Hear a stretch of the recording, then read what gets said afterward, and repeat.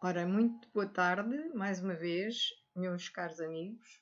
Hoje voltamos a estudar as figuras da Primeira República Portuguesa e vamos começar por falar de Manuel da Riaga. Portanto, Manuel da Riaga é classificado como presidente, porque iniciou efetivamente a presidência da República em Portugal. Foi o primeiro chefe de Estado republicano e pertenceu à geração de 70 dessa de Queiroz e de Antero de Quental. Era um republicano histórico, presidente da República eleito em agosto de 1911. Manuel da Riaga foi o primeiro político a exercer o mais elevado cargo da representação do Estado e da nação na Primeira República, num quadro político e institucional bem diverso daquele que vigorava na monarquia liberal, que concedia largos poderes ao monarca. Nos parâmetros da Constituição de 1911, eleito pelo Congresso, pela Câmara dos Deputados e Senado, o presidente estava muito longe de ser considerado pessoa inviolável e sagrada, como na Carta Constitucional. Nem tampouco chefe supremo da nação e do poder executivo. Quem era este homem que Rafael Bordal Pinheiro tão expressivamente representara em 1880, no seu Álbum das Glórias, envergando a toga de advogado, numa pose determinada de quem olhava confiante para o futuro?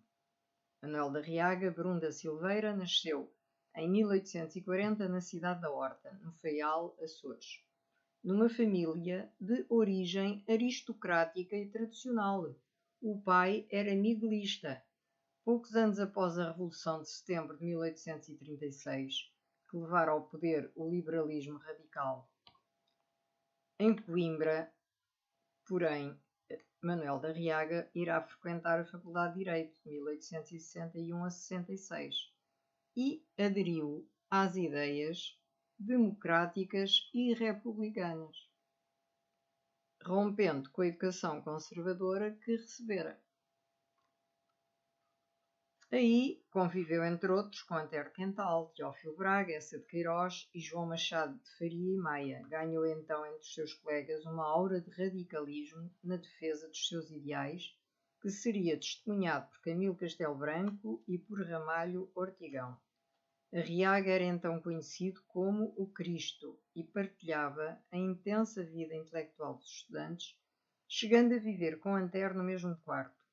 Na primavera de 1871, já em Lisboa, onde exerceu as profissões de professor licial e advogado, prosseguiu ainda durante algum tempo a convivência com o grupo do Cenáculo, que organizou as Conferências do Casino, cujo programa subscrevera.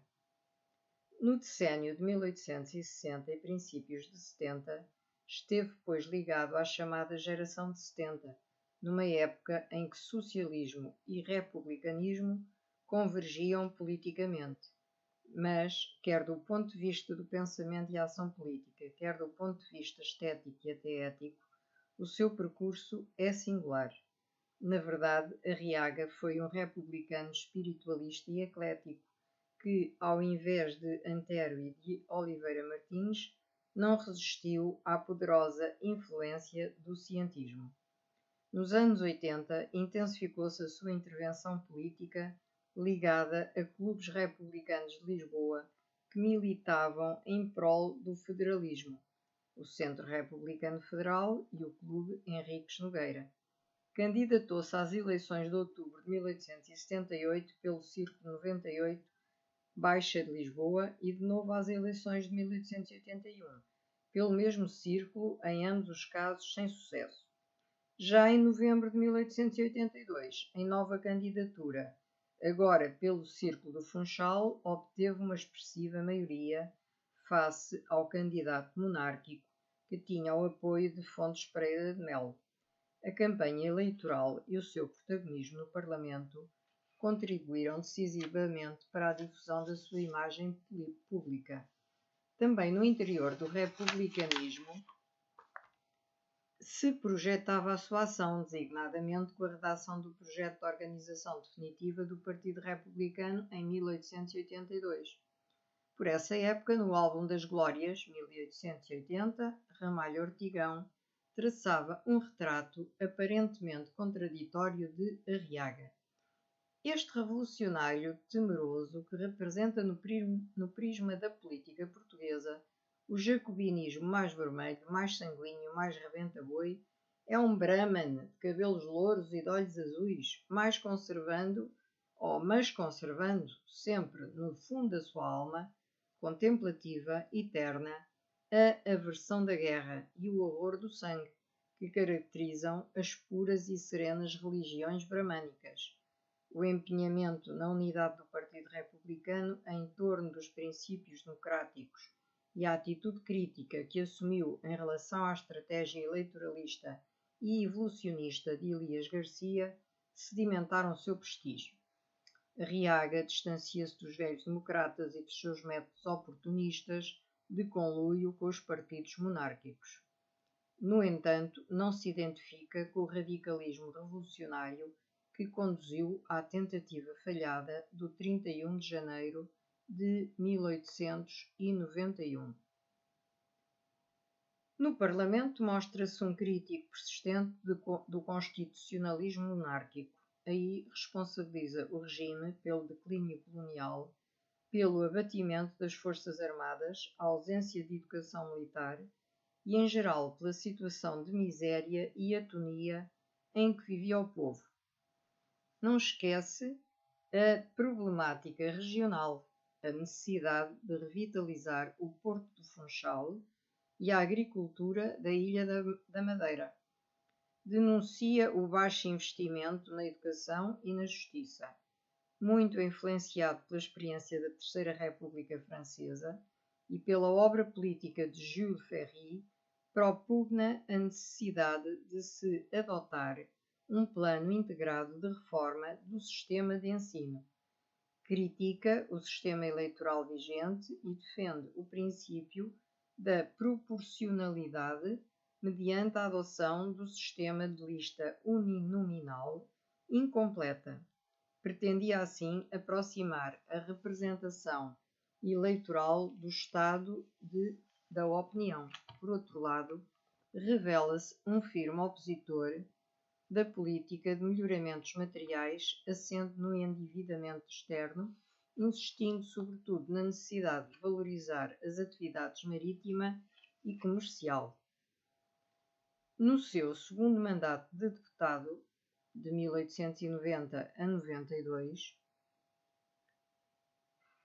endureceu o discurso crítico, chegando a proclamar o fim da monarquia. Por essa época, integrou o diretório do PRP de 1890 a 93 e de 1897 a 98. Foi, aliás, um dos redatores do Programa Federalista do Partido Republicano de 1891. Mas, no final do século, acabou por se afastar da militância ativa para se dedicar à advocacia e à escrita. Herdeiro da filosofia iluminista do progresso e dos grandes princípios da Revolução Francesa, Arriaga sempre cultivou, todavia, um sentido espiritual e religioso da vida. Natureza e espírito afiguram-se como um todo uno. Compreende-se assim que no seu ideário a concepção naturalista do universo como um organismo se caldeasse,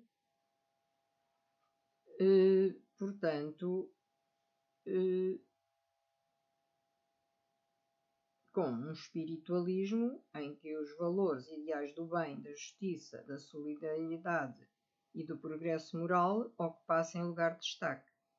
A apologia do cristianismo original, a crítica a uma religiosidade exterior e a instrumentalização da religião pelos poderes, então muito comuns, estão também presentes nas suas reflexões.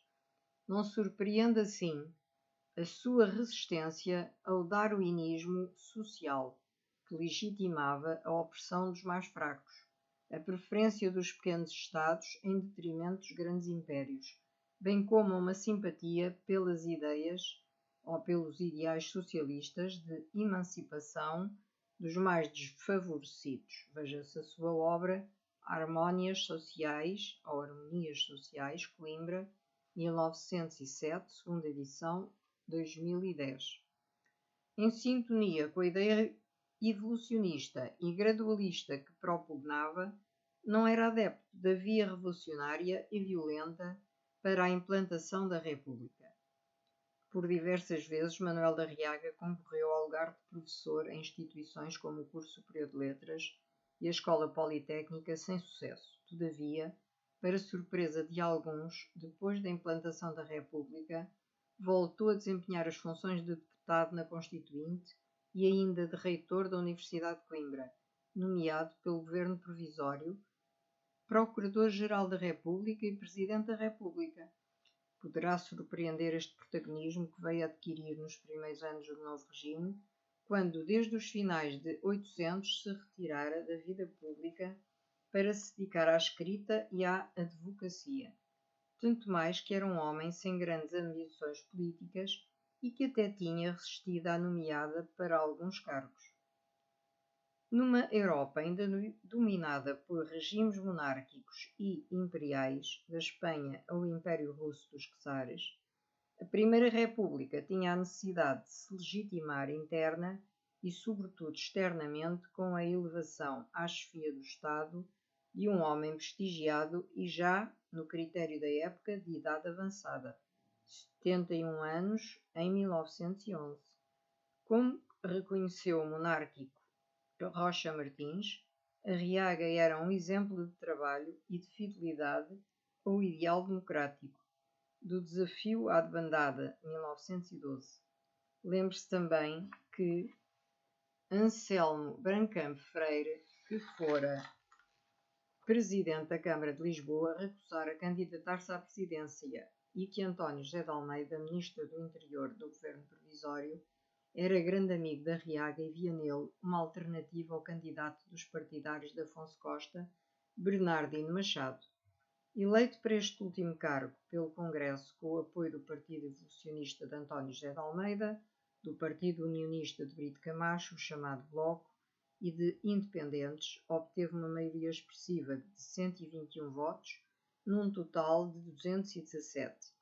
O seu mandato presidencial correspondeu a um período difícil, de 1911 a 1915, marcado pela instabilidade política, a radicalização da questão religiosa, crescente conflituosidade social e profundas clivagens no seio do republicanismo.